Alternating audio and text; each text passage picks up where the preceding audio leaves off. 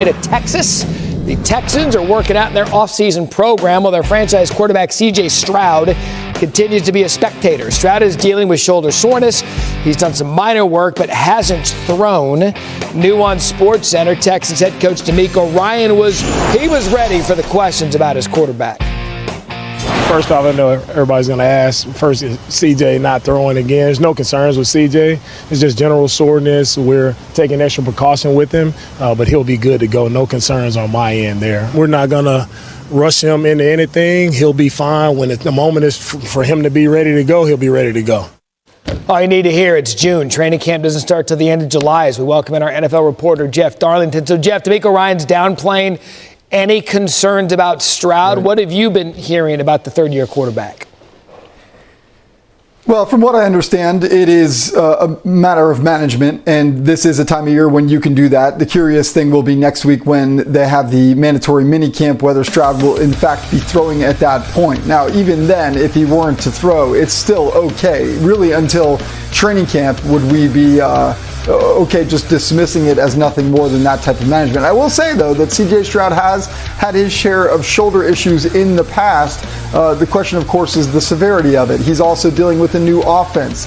I will say, though, from speaking to people with the Texans, they view this as a discovery process right now with a new offensive coordinator, one with where mental reps are just as advantageous, perhaps, as being on the field and getting those physical ones. So really, no need for panic just yet with Strad. There it is. I was waiting for the mental reps cliche that they'll throw out there while the quarterback's sitting around and exactly. watching. It's coming. You know, it always does. That train's never late. Let's go from the AFC South to AFC East. Mike McDaniel, the Dolphins, and OTAs. There's questions about the future of Jalen Ramsey. They're all everything corner. New on SportsCenter. McDaniel spoke about Ramsey today. I don't really check in on a day-to-day. Zero has changed from my end. So I, let Chris work, and I'm diligently coaching. I could listen to him talk for 7 days a week. What are you hearing about teams, Jeff, that could be interested in Ramsey's services? Well, I'm told that there is certainly a market for Jalen Ramsey at this point, and I know people constantly, as you see right there, are still asking questions of Mike whether this is going to happen. It is going to happen, from what I'm told. Like, there's really no ifs, ands, or buts here. They're going to unload Jalen Ramsey at some point in the future, but they don't feel the need to be that dramatic in terms of timing. Like, everybody was expecting June 1st hits, and all of a sudden Jalen Ramsey will get traded. It's not necessarily the case. They have some time to sit back, make sure they get a good deal. The Rams are a team I would still remain focused on. Sean McVay has made it publicly clear that he would be willing to add Ramsey back to the Rams roster. He still believes that that is a relationship that would work. To me, the Rams are still the team to watch. Yeah, two things. One, he's going to be expensive, so they're going to have to get the financials worked out. And when you pointed out June 1st for the viewer, that means that's a line of demarcation where teams can save money post June 1st deadline if they want to make a move. We're not going to save any money with Jeff Darlington because we're going to have him back on the show to get our money's worth. Jeff, thank you. All mental rep. Speaking of all over the place, the Dallas Cowboys. That's the past. OTA is underway, and there is big change in Big D this season, most notably the departure of head coach Mike McCarthy. Jerry stayed on staff, promoted first-time head coach Brian Schottenheimer. There's also the return of Dak Prescott from injury, the addition of George Pickens, the contract question of Micah Parsons. Other than that, we're all square. New on SportsCenter, Schottenheimer spoke about the Cowboys' Super Bowl drought. I don't get caught up in the drought. This is 1 year. I mean, this is the first year of mine. I mean, I've been here a couple years. But, you know, when the season's over, we move on. We do. You move on. So 2024 is over. Now it's 2025. Are we going to win the Super Bowl this year? I hope. I think we are. If we don't, you move on. You go to 2026 and beyond. But, like, to sit here and say that we worry about, you know, when the last time it was 96? Is that when the last one was? You know, I mean, I know that stat, but I don't stay up at night going, man, it's been X amount of years. I'm not wired that way because I'm competing every day to try to win a Super Bowl. And so if I'm looking back and I'm worried about that, then guess what? I'm not focused on what really matters, which is making sure we throw an incredible practice today. I'll tell you this about Brian Schott. He wins the podium every time he's up there, says all the right things. Will that translate on the field? Jeff Darlington back with us. We know Schotty's success goes as far as his franchise quarterback, Dak Prescott. To that end, what have you heard about Prescott this offseason? Well, I've heard that he's actually moving around quite well. We obviously suffered the hamstring injury last year in Week 9 that required surgery. And really in April, he had said that if he had to play a game at that point, he could. Well, fast forward now a couple months, and he's out there at OTAs moving around quite well. When it comes to minicamp, we'll see how much exactly he can do. But I would expect to see him really in his entirety out there, trying to get that connection with new receiver George Pickens, trying to understand this offense with Schottenheimer.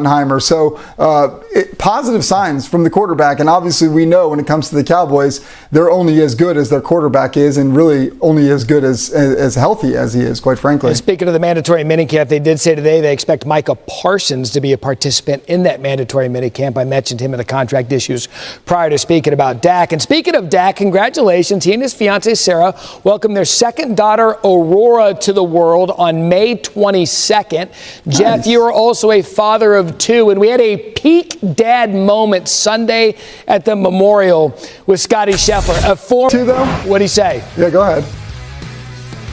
Oh, what's that? Is that me? Yeah, that's you. We caught you. Oh, that's because you've also had a peak dad moment while at work.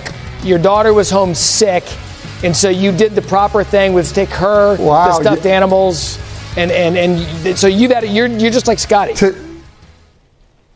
You know what, today, yeah, just like Scott, today we're running a pet picture company out of our house. It's $1 a picture. My daughter, I'm basically running operations. She's handling the picture taking, which is quite frankly not very good, but we spruce it up with ChatGPT and we get it back to you for $1. So that's what we have going on out of the Darlington house today. Hey, you're doing what? So it's a pet picture company. We're taking pictures of the neighbor's pets. Oh. Matt, that's what we do when it's summer. Okay. And we forgot to sign up our daughter for camp. Okay? Don't tell my wife. There's the peak dad moment. He didn't send his daughter to camp. You know what? You get everything coming your way. You never forget camp. Yeah. I will not forget next week. I'm going to send you a picture of O'Shea. You can send it back. Darlington, great stuff. Bears are also beginning OTAs, much like the Dallas Cowboys. There is change at the top. Ben Johnson, former offensive coordinator of the Lions, taking over as head coach in hopes of igniting the potential of last year's top pick, Caleb Williams. Chaos in Chicago last season. Is stability on the way? Let's find out from Bears reporter Courtney Cronin joining us now. And Courtney, last week Caleb responded to the new revelations in an upcoming book indicating that before the 2024 NFL draft, his father explored ways for him not to get drafted by the Bears. How has he been working to move forward from that? Yeah, Matt, after Caleb talked about the book and what's coming out in September, the day after the Bears play the Minnesota Vikings on Monday Night Football, he tried to put all of that to bed. He said that's last year. That's stuff that happened. He didn't deny anything, but he's moving forward and trying to get this ship in the right direction. And part of that has to do with the Ben Johnson effect. What Caleb Williams said are the little things that the team is doing this offseason to make him a better quarterback. Part of that starts with changing his footwork. He's always been a right foot up in the shotgun type of quarterback. The Bears have moved that around, so he now is starting with his left foot up before he drops back. And it's all the pre-snap stuff, the procedural things that he's trying to learn from Ben Johnson, the little details to help him become a more efficient passer. And that, of course, extends to the film room. Part of what was revealed in that book was that Caleb might not have had the best direction from the coaching staff last season when he was learning to watch film. He said that Ben Johnson is super detailed in what he's expecting Caleb to watch for when he's watching film and help him find those shortcuts out so he can become a more efficient quarterback in the process. And Courtney, to that end, I mean, you cover this team for a living. Have you noticed a difference between this year and last year with the new regime in there surrounded by Caleb? It's definitely more intense out there at practice. I'll say that. Ben Johnson, not shy of letting his players know when they have messed something up in a drill, but going through and correcting it on the spot, not on the fly, and as much as it was last year. But I think part of it too is what he's working with with Caleb specifically regarding the quarterback's body language. It's something that Ben Johnson said the two sat down and focused in on specifically in the offseason months and found several examples where maybe the body language wasn't exactly what they wanted it to be. They went through specific plays. They came to an agreement that that's not how they want to represent themselves in between snaps. And for Johnson, he said that the Bears do not want to be a palms up team where it looks like they're questioning things. That's a sign of weakness, the Bears coach said. And it's not just the quarterback. It's something that he wants the other members of this team to follow suit with, because when they all move in the right direction, when they're all representing themselves similarly in terms of how they look from a body language perspective, that's how they're able to move on past good moments and bad moments in games. We'll keep an eye on the body language. Yours was great. Courtney, thank you.